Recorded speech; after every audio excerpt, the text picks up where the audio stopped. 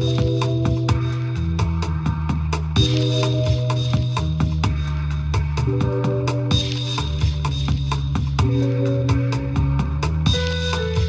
evening, I'm John Lentz, City and State's Managing Editor, and this is Last Look. Joining me today is our columnist, Michael Benjamin.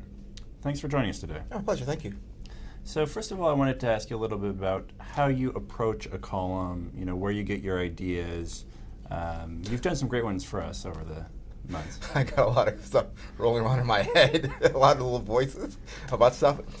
I tend to get ideas from what's happening generally, from my own personal interests and peaks about things that upset me, and I want to write about. Especially things I think may be interesting to readers from a different perspective, a person who's been both a public official, a government official, and also that's interested in politics and government.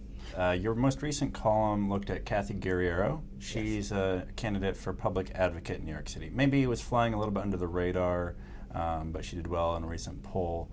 Tell me a little bit about what you came away with after meeting with her. And the fact that she was little known and she's under the radar and she was running for the first time, that's what sort of got my interest in her. And so back in April, I actually sat with her to learn more about her, and I came away really, really impressed by her as a first-time candidate, and impressed by the fact that she's an athlete, having been a softball and basketball player both in high school here in New York and in college, playing for Wagner College. And she's, as I said in the piece, she's the embodiment of Title IX, which created gender equity in education and also gender equity in athletics. I remember as a teenager when these things happened, and I remember the girls in my high school who played ball were able to do these things, and those who actually eventually won scholarships because they had the opportunity to do that and have their talents on display as boys did, and also have a great opportunity to go to college. And to the point now, I think I wrote that Title IX is the most successful civil rights program in American history, affirmative action program, because women now are outpacing men in undergraduate degrees as well as graduate school degrees. And I think it's almost a 2-to-1 population in our law schools. It's worked for women. Mm-hmm. Now, there's obviously a lot of races going on in the city this year. Mm-hmm. One of them I wanted to ask you about is a city council race. Assemblyman Michael Benjamin, as you know, is running for city council in New York City. And there were some allegations that came out this week involving sexual harassment some years ago. Mm-hmm. I'm wondering what you think about that in terms of how the Speaker's office, Assembly Speaker Sheldon Silver, how they responded to that. I was disturbed and annoyed. To me, it's sort of become the last straw to break the camel's back when it comes to how we deal with the situation coming out of Albany. And when I was there, we had a process, and I believed in a process. I would go to the training sessions to learn how to not be a sexual harasser. And we made sure that our staff, both in Albany and in the districts, went to the sessions appropriately.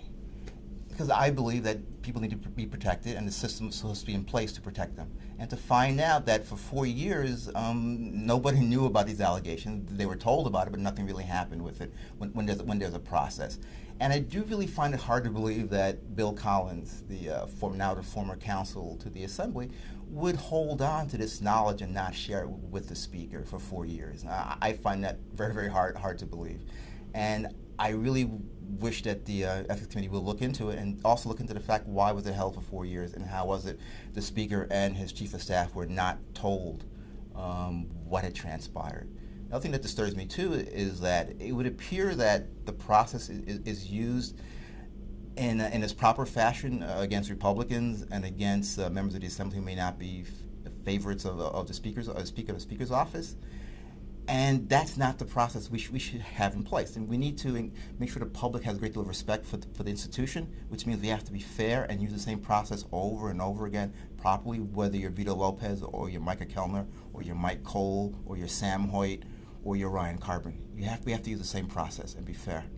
Well, some of those names you mentioned there, maybe explain a little bit about how this was inconsistent, the way the Speaker's office, works with different Assembly members and how they're reprimanded or not.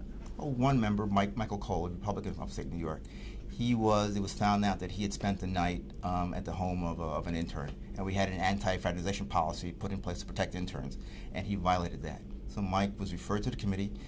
The result was a letter of censure and a vote, and then Mike Cole lost his Republican primary as a result. There was another incident involving Sam Hoyt, a relationship he had with an intern after she left the internship program. It was found out.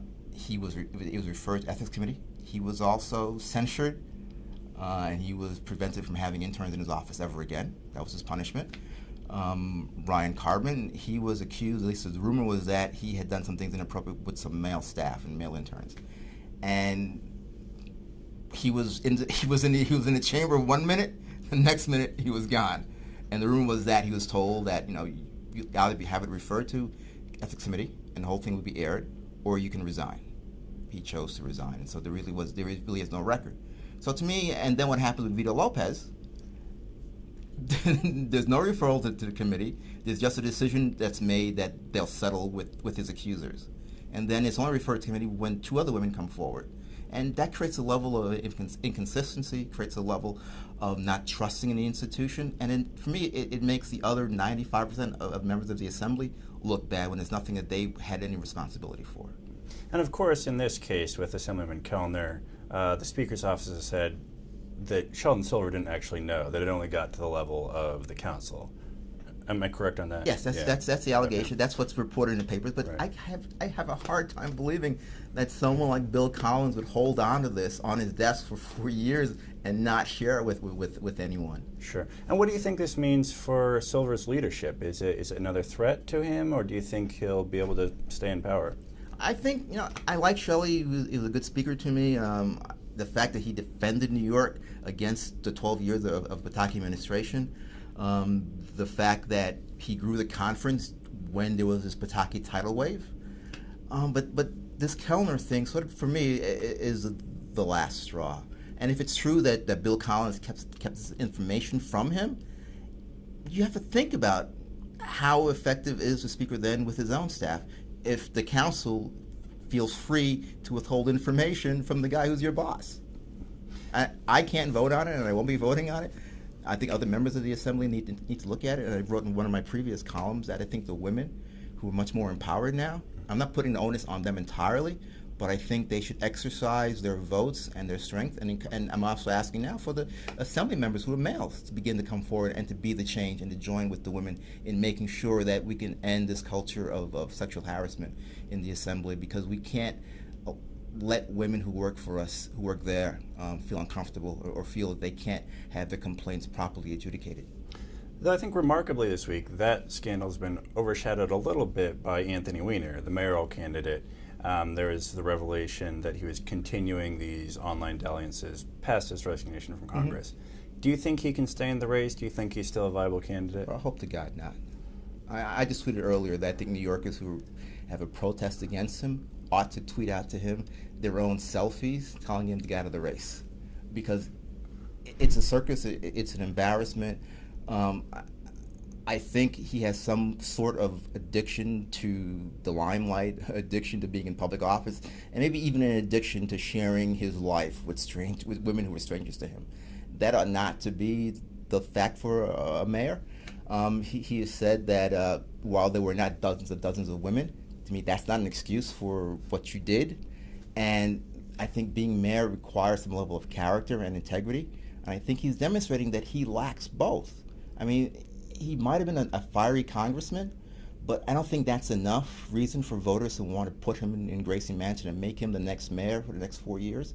I think there are other candidates that people should seriously look at, and he's just sucking the air out of the race, and he's deflecting from others who I think have much better of a program and have much better character, and the public should choose from those people and not have Anthony Weiner mucking things up. Mm-hmm. I must admit, I was a bit surprised when I saw Huma Abedin standing by him when he made his remarks and he had his press conference. What do you think about the fact that she was there with him? Do you think that helps him and makes him look better, that his wife's there next to him? In this case, it didn't help only because people now found out it took place after he had left Congress and after she had forgiven him and was working with him. He still did it again. And so there's some level of not really believing her when it happens to her a second time. My professional background, my first 4 years out of college, 5 years out of college, was working in substance abuse. And I did a lot of work with families of addicts, families of alcoholics who, through Al-Anon, get help. Because you become an enabler, you become used to what's going on, and you become part of the addiction. And it's not healthy. And just watching her the other night, I got that impression that it wasn't very healthy for her. And I don't know if you saw that one person tweeted out a new word, humiliation. You know, and to me, that sort of says it all for a great many voters, particularly women who tend to predominate in Democratic primaries in New York City. And obviously the other big race in the city, for city controller, you have Scott Stringer, the Manhattan Borough president, and Eliot Spitzer, the former governor. Mm-hmm. There was a poll out just this week that showed a bit of a smaller gap, just 4 points between the two of them. Any thoughts on how that race might play out? I believe Scott Stringer is going to win. I'm not endorsing him. I think he's a better candidate. Governor Spitzer, ex-Governor Spitzer, broke a couple of laws. He was caught not so much because he was with prostitutes. He was caught because he actually violated the banking law. He was trying to and technically he was laundering money to hide his transactions. For some reason, he wrote a check to this house of whores, and he was trying to cover it up. And his banker did the right thing. He notified the federal government, and that's what got the FBI interested, because they thought he was the victim of a crime. And they found that he actually was the person perpetuating a crime. And then it led them to this the Empire VIP Club, and what he was doing when he went to D.C. and then having taped all that craziness. And generally, the federal government, when you're a high official, my understanding is that they would prefer you to resign from your office rather than seeking to prosecute you. So he wasn't prosecuted not because he didn't commit a crime, because that's the process that the federal government uses when it comes to high-ranking public officials for these kinds of crimes. So it doesn't say that what he did was a misdemeanor. It just means that the federal government didn't want to go through the expense of a trial, humiliating you to that extent, and then putting you in prison. They prefer that you just leave office, and that's what he did. Now he's taking the opportunity. As somebody pointed out, the 5-year statute of limitations has expired on his crime. And so it makes it a lot easier now for him to run publicly and then say whatever he wishes, because he cannot now be prosecuted for his crime. He's a lawyer. He's a very smart guy. Michael Benjamin, thanks so much for joining us today. All right, thanks for having me, John. And that's it for this episode of Last Look. To check out other videos, go to our website, www.cityandstateny.com.